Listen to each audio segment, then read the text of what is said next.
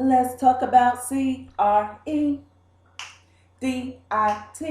Let's talk about all the good things and the bad things that make it. Let's talk about credit. Let's talk about credit. Let's talk about credit. Let's talk about credit. Hello, everyone. My video is going to discuss how to improve and maintain your credit. Now, a lot of people hear the word credit and they instantly clam up. But I'm here to let you know that you don't have to, because there are steps that you can take to improve and maintain your credit. The first being obtaining copies of your credit reports from all three credit bureaus. Why? Because you need to know what's in your credit file. Once you receive those documents, you need to examine them closely and ensure that all of the information is correct. Should you find something that is not, you need to take the necessary steps to dispute those items immediately. The next step is to have a mix of credit. A mix of credit is your installment trade lines, such as mortgage payments, car loans, and student loans, in addition to revolving accounts, such as credit cards. Now, the revolving accounts are what's most closely looked at because it shows the system that you're capable of juggling multiple forms of credit and still paying your bills on time.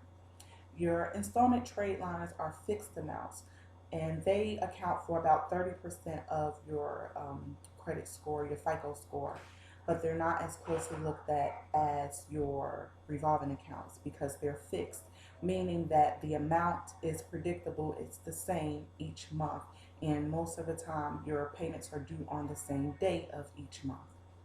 The next step you can take is demonstrating 20 to 30 years of good credit use.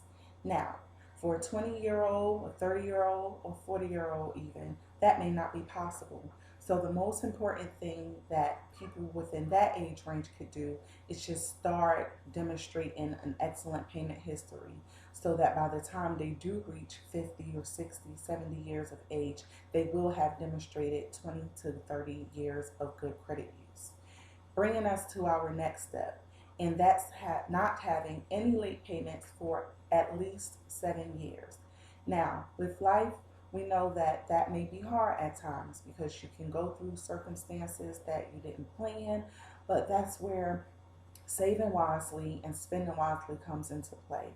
If you spend and save wisely, you should have that extra cushion and breathing space to where you can have a rainy day fund so that when life does throw unexpected situations your way, you have that cushion to prepare yourself and be able to bail yourself out of situations that you may have not planned on getting in.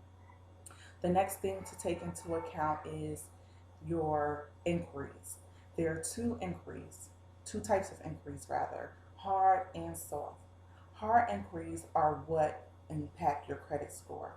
They remain on your credit report for 2 years and they impact your FICO score for 1 year. Those are things like when you apply for new lines of credit or when someone pulls your credit to determine if you are credit worthy. Soft inquiries are when you're checking your own credit or when marketers are pulling your credit to determine if they would like to pre-qualify you for something and extend lines of credit to you. Those do not hurt your credit like hard inquiries do. So you want to try to keep the hard inquiries down to the bare minimum and only apply for credit when it is absolutely necessary. So if you're in a department store and a nice lady or gentleman comes your way telling you about how you can get 10, 15, 20% off if you try to open this new credit account with them, you need to run in the opposite direction. Another thing that you need to take into account is derogatory notations. Derogatory notations are things like settled, charged off, was in collections, was 60 or 90 days past due.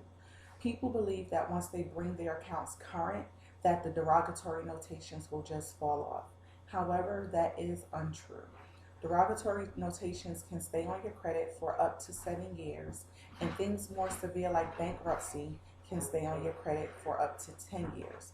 So you need to try to get in the habit of paying your bills on time so that those derogatory notations will be non-existent to you. Another thing that you need to take into consideration is your credit utilization rate. You need to be very careful with not maxing out your credit limits or not even going over that 25 to 30% of credit usage.